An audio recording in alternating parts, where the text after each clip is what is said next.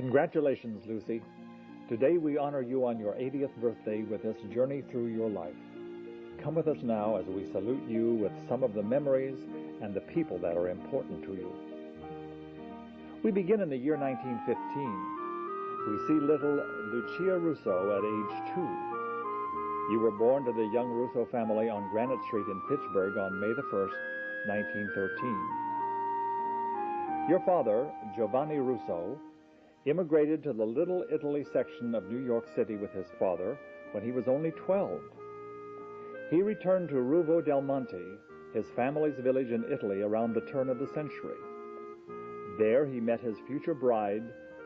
Giovanni returned to the United States around 1905 with Pupinel, as he affectionately called Maria Giuseppina, where they were married in 1906. About 1912, the adventurous Giovanni Russo brought his wife and 2 sons to seek a new opportunity in Pittsburgh. There they opened a shoemaker's shop and sold sundry items and a few groceries as well. This little family had courage to leave the enclave of their country folk in New York's Little Italy.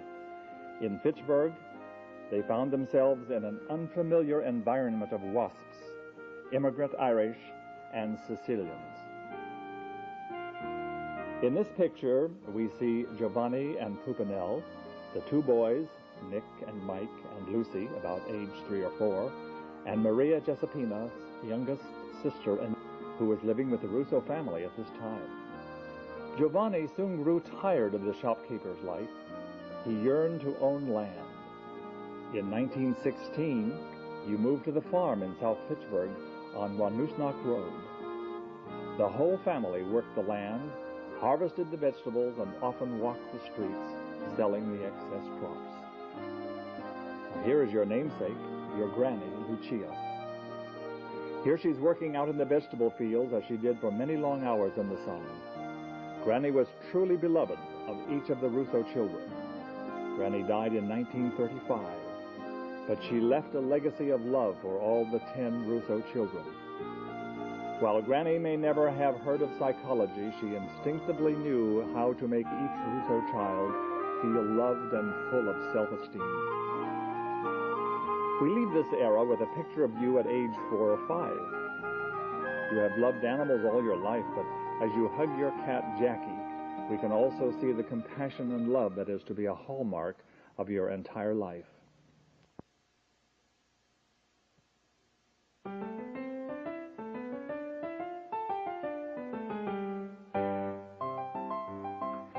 Here's Lucy, the teenager, posing in front of the scenery near your family's farm. Your parents forced you to quit high school in the 9th grade so that you could help care for the babies that appeared on a regular schedule in the Russo household. Besides household chores, you were responsible for farm chores such as preparing the harvested vegetables to be sent to market. This is the flapper era. Here's evidence that you enjoyed the flapper fashions when you could. Your dress and belt were a gift from your cousin, Serena. Visits from high-spirited Serena were often occasions for trouble, as you often bore the brunt of your father's displeasure with Serena's mischief.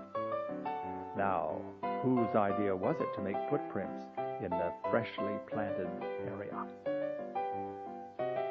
Life was not easy with the work of the farm in the Russo household, but life could be sweet on a Sunday afternoon. Here you are in your Easter Sunday best with the Fortunato girls, your neighborhood friends, and your younger sisters, Kathy and Adeline. The Depression hit everyone in your neighborhood, but you and your sisters took pride in your appearance. Growing up, just being a teenager is not easy for anyone. Lucy, as a sensitive young lady, was bitterly disappointed at not being allowed to attend high school. You also may have felt more deeply the disapproval of the townspeople who could look down on a poor immigrant farmer's child. You always yearned to improve your lot in life, to explore and experience the wonderful and mysterious ways of the world that were denied to you in the protective cocoon of the Russo household. You were a voracious reader, so that in spite of the abrupt end to your formal education, you embarked on a lifelong quest of learning. Getting a job in the Depression wasn't easy, but you got your first job at the Zonas Brothers Pants Shop in Leominster at age 16. This offered you some relief from the drudgery of housework and exposed you to the life in the real world. Actually, the real world might have been a little too real for an innocent young lady of 16. Mr. Zonas, the owner, had the nasty habit of bumping and rubbing up against all his young female employees. Fitchburg had its tourist sites in the 20s. Here is Lucy with Signe Carlson, a girlfriend from the pants shop, posing at the famous sprinklers in South Fitchburg. Here is the pride of John Russo. This picture from the early 30s has the entire clan posed in front of John's other pride and joy, his new greenhouse. As a young woman, you looked forward to marriage and to the opportunity of leaving the Russo household. Romantic notions of a new life were in your heart as you were wooed by your future husband, Phil Valera. Your parents approved of Phil, even though he was Sicilian. Neighbors and friends assured your parents that he came from a good family, so your 3-year courtship was on. You met Phil at the wedding of Gentilina and John Fortunato. You were a bridesmaid, and Phil was a groomsman. Here are you and Phil on that day on the Clinton Dam.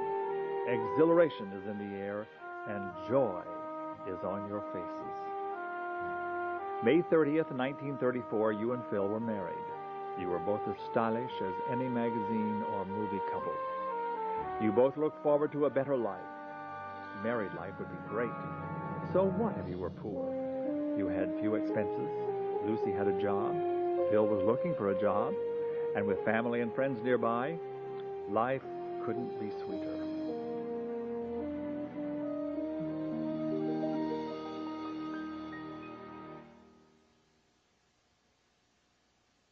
Soon there were the usual complications.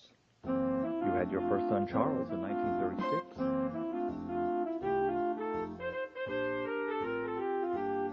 Then, 4 years later, John followed. Then Rosemary came along in just 18 months. Throughout the 40s, you raised this exuberant and lively brood while always trying to hold down a job to make ends meet in the struggling Valera household. The Valera family lived for 16 years at 28 Walnut Street. While not the most picturesque spot to raise your family, it certainly had its advantages. Walnut Street offered you the love and support of your extended family. And you lived on the 3rd floor of this 3-decker tenement house. Your father and mother lived on the 1st floor. Your sister Kathy and her children lived directly below you on the 2nd floor. Kathy has been your lifelong companion and friend, and here she is holding her godchild, Rosemary, on her baptism day. There was always a crowd of cousins around the Russo tenement, growing up in the bosom of the extended family.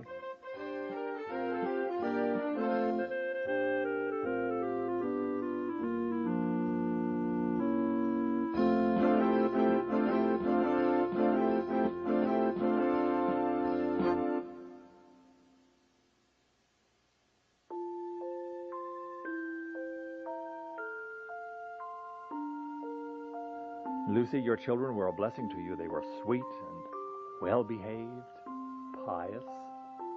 Sometimes they were real angels. The 50s brought new confidence and poise for you, Lucy. Your children were older, and as you and Phil were working steadily, your family had financial stability.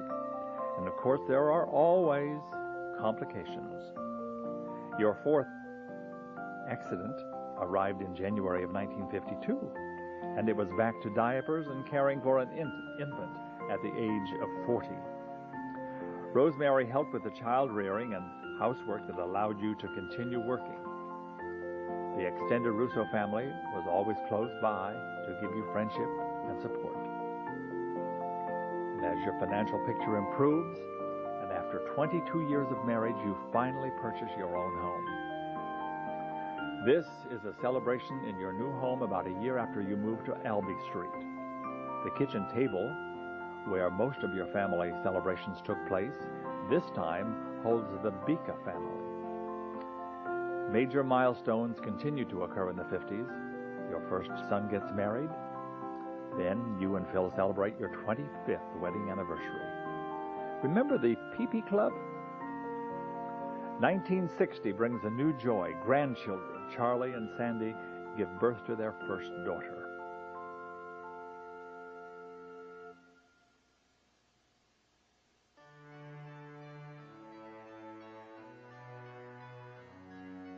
The decade of the 60s that began with such promise was soon to bring tragedy, transition, and new challenges.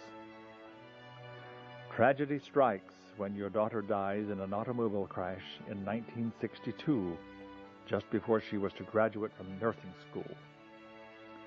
Your life is devastated as you spend the next 5 years numb and just going through the motions of existing. In those years, your son John gets married, 3 more grandchildren are born, Anne, Ricky, and Todd, and you begin to work at Enright's Pharmacy. You travel in the summer to visit your sisters in California and New York City.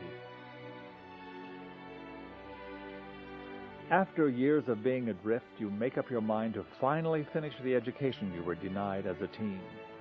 You return to high school at night and get your diploma. Then you enter into an intense 1-year practical nursing study program. You find yourself competing with 18-year-olds in a difficult curriculum of medicine and practical nursing skills. You graduate at the top of your class and you begin a new career in nursing. After working in the Fitchburg area hospitals, you finally head to where the real money is, New York City, working in private duty. Your sister Kathy shows you the ropes and you get all the work you can handle as a private duty nurse. For the rest of the 70s, you commute regularly back to Fitchburg.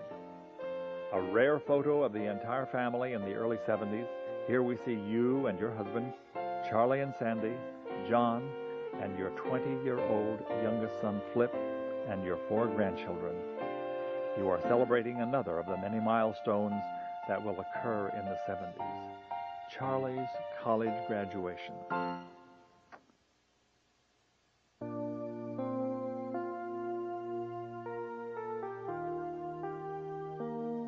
In the 70s, Charlie will go on to have a career in teaching and in school administration. John will rise to the top in the U.S. Postal Service Administration as a postmaster. Your youngest son, Phil, goes to music school, pursues a career in church music, gets married, moves to Florida, and starts a family of his own. In 1981, your husband of 47 years dies. You sell your home on Albee Street and return to New York to make a life for yourself. Now, Lucy, don't feel that your life has gone to the dogs. Cheer up and don't kiss that Wookiee. You are surrounded by family and friends who love you dearly. And you have your Joe, who has been a loyal and loving companion for you in your retirement years. How does one measure a lifetime? The measure of your lifetime is around you right now. The love of the people you have brought into the world, the love that you have given so selflessly and completely, the love of your children, your grandchildren, and your great-grandchildren. This is the measure of your life, Lucy, a most successful life. While we may all sometimes have our disagreements, your family knows that their upbringing has been rooted in love. Do you worry about pulling your own weight? Don't. Your love is all we need from you. Don't ride into the sunset before hearing our tribute to you today. Is this the end? No, it is not. Your loved ones want to wish you a very happy 80th birthday and many, many happy returns.